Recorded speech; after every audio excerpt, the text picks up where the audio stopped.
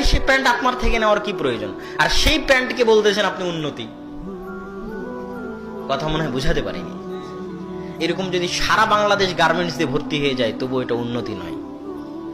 সারা বাংলাদেশের কোনা কোনা যদি গার্মেন্টস দিয়ে ভর্তি হয় এটা উন্নতি নয়, এটা আমেরিকাও জানে। পদ্মা সেতু দিয়ে যদি সারা বাংলাদেশের সব নদীর উপর পদ্মা সেতু হয়, তাহলে এই যে অবকাঠামোগত উন্নতি, অবকাঠামোটা বাংলা শব্দ, যেটার অর্থ হচ্ছে বিল্ডিংগত উন্নতি, মানে এই যে রাস্তাঘাট পিচ দিয়ে তৈরি হচ্ছে, রাস্তাঘাট বড় হচ্ছে, 4 লেন হচ্ছে, বিল্ডিং তৈরি হচ্ছে, বাড়িঘর তৈরি হচ্ছে, ব্রিজ হচ্ছে, কালভার্ট হচ্ছে, এটা অবকাঠামোগত উন্নতি।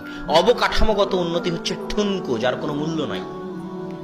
আপনি পদ্মা সেতুতে যান, দেখবেন যে ইঞ্জিনিয়ার গুলো কাজ করতেছে ওগুলো কোরিয়া থেকে আসা ইঞ্জিনিয়ার, আর মাথায় যারা ইট খোয়া বালু নিয়ে ফেলতেছে পদ্মার পাইলের মধ্যে, ওগুলো হচ্ছে নরসিংদী নারায়ণগঞ্জের লেবার।